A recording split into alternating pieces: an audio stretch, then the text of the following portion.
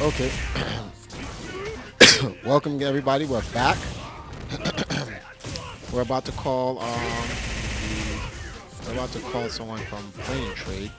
This is Ray Tejeda. We're going to reserve his information here. We don't want to make too many things public. But yeah, give us a moment. I have to ask permission for something.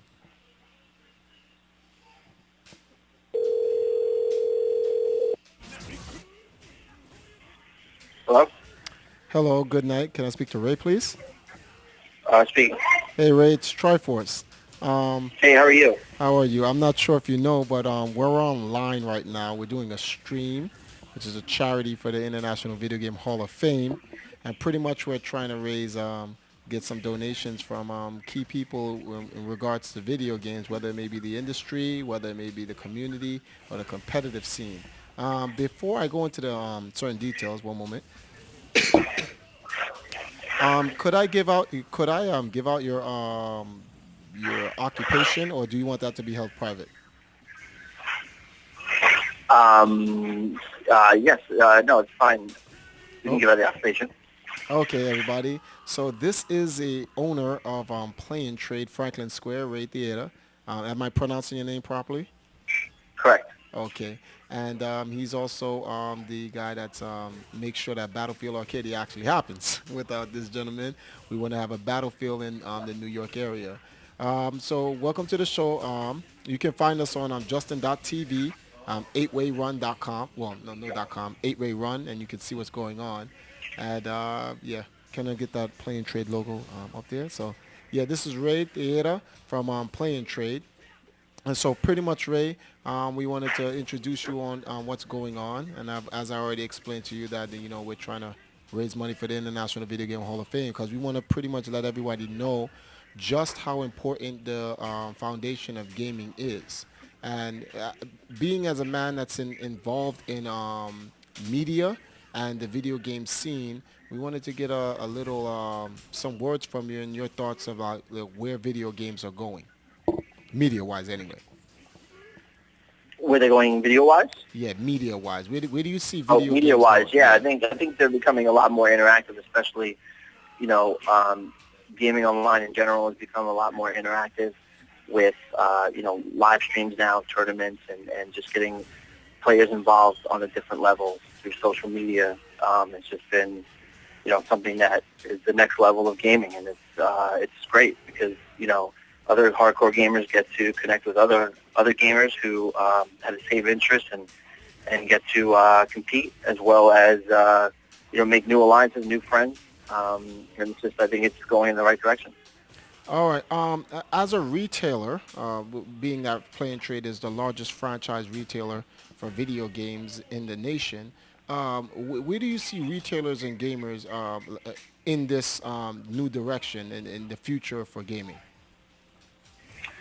I think it's still in a great positive direction as far as retail, for the fact that players still love to have the option of buying a game, trading it in, and being able to get some credit back for that and use it towards something else, which is great. Unlike the music industry or the DVD industry, which got affected with pirating and bootlegs, it's a lot different for video gaming because if video gaming went straight to just online downloading full, then everybody would be paying full price and never getting any credit back after they were done with the title. So it's why a lot of video game publishers want to make sure that the industry is protected, as well as retailers who want to make the industry protected, so that gamers can do what they love best, and that's getting new titles frequently. Okay, and which I'm glad that happens. That's what's going on for actual gaming because the last thing we need there was a point in time where gaming looked like it was heading in the same direction as the music industry with the pirating back in the time of like the PlayStation One and the Dreamcast. Um, but moving forward from this, do you think that retailers have well, in terms of the social aspect in gaming, do you think retailers can have a big impact in terms of the future for gamers socially and on a media level? I wouldn't say all retailers. I would say, and I'm not being biased because I own a play and trade, but I think play and trade does have an impact for the fact that, the way that our stores are set up is a lot different than any other video game retailer in that we have, and personally Triforce, but we have the Players Club, which is, very interactive area within the store. It's a dedicated space within the store. Most retailers are not apt to carving out prime retail space to, just have set up for tournaments because, that's retail space. Whereas, we view it as not lost retail space. We view it as a gaming area because the days of, video game arcades are gone. This is sort of like the new evolution of that. And, we have that in the store, so it's very interactive where everybody's playing tournaments right there. And it's just a new level of gaming because you have all the games within the store and then the gaming area right in the back. We do try before you buy, so you don't have to spend money on the title without trying it first. And there's just a lot of different things that we do that I think is the next level of where retailers will follow. And I'm glad, and that's something I definitely agree with in terms of the direction that Play and Trade is going, which is definitely why I wanted to like put the Battlefield Arcadia series in Play and Trade because retailers have a great opportunity to pick up the slack where the arcade scene is pretty much dying now that everything's going to console, which is a hybrid of PC and actual arcade.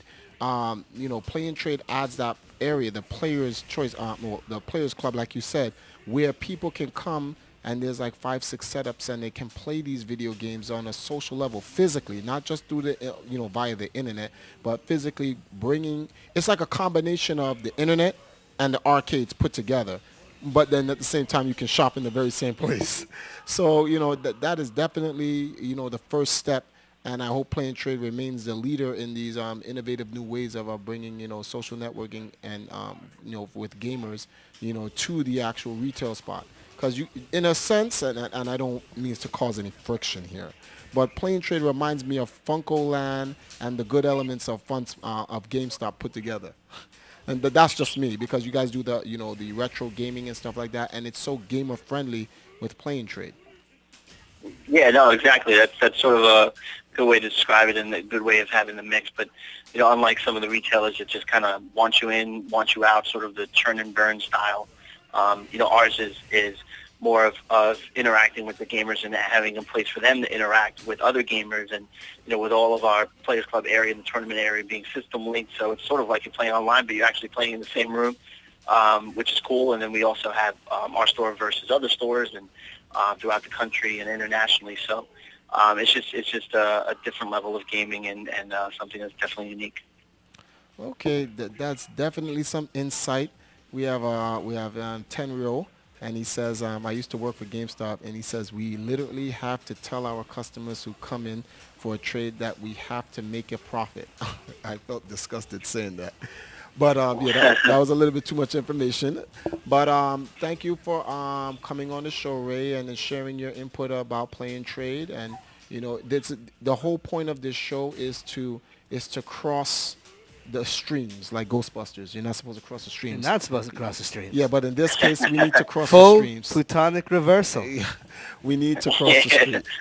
streams. We feel that all aspects of gaming need to become as one, and the International Video Game Hall of Fame is that bedrock that can solidify that. Retail, industry, community, culture, all of those aspects of gaming needs to come together for it to really, reach the level it needs to reach. And this is why we're reaching out to you guys. And when these video game organizations, can make from the community, can make contact with video game organizations in the industry, and then start to network and build like pioneer new platforms for new markets to open up, new social you know areas to be made for gamers all around the world, to play in, to do business in, to live in, like a lifestyle, whatever. That's when we're going to see the true evolution in gaming. I agree, definitely. All right. Well, we're about to call our next caller, and we just want to know if you would be making any donations to the International Video Game Hall of Fame to help support them. Yes, absolutely. We'd like to donate $50 to the cause and make sure that it stays open and you know, do as much as we can, even if it's hosting a tournament to raise funds for it. We're open for that because we have that area, so we would love to do that as well. That sounds like an ideal. You can send your donation to support IVGHOF at EmpireArcadia.com. All proceeds will go directly to the International Video Game Hall of Fame. And, we recorded this segment because we felt that this is an informative and educational segment that everyone in the gaming scene needs to know about. But thank you for being a part of the show, Ray. We appreciate it, and we'll see you at Battlefield Arcadia, which is June 2nd, and at Play and Trade in Franklin Square. Yeah, appreciate it. And for anyone interested, again, we're located in Franklin Square, only 2 miles from Belmont Racetrack. Belmont Racetrack is that big track here in New York where they have the Belmont Stakes, the Triple Crown race with the horses. So we're only 2 miles away from that. Very easy to get to right off the Cross Island Parkway, 1886 New High Park Road, and phone number 516-502-4715, or you can find us on Twitter or Facebook at PnTNY and find out all the information about our tournaments and everything we're doing there. And thank you very much, Ray. We appreciate it. All right, we appreciate it too. Thank you very much. Take No, care, guys. no problem. Take care. All right, Bye. bye. And that was Ray Tejeda from Play and Trade, Franklin Square. You guys wouldn't believe how much the the things that Play and Trade has in store for gamers in the immediate future. Huh? Yeah, let him switch off at the Soul Calibur right now. Yeah, we'll do the interview so you can get on. I know you want you've been waiting. So no, pretty much, you know, we feel that me personally, I hope that Play and Trade sets a new standards with some of the innovative ideals that they have, and that the other retailers follow in pursuit. If not, make things a little bit better as well. And because this helps everyone out. This helps. This doesn't just help any particular company, huh? Yeah, you can just switch a hard drive and everything. But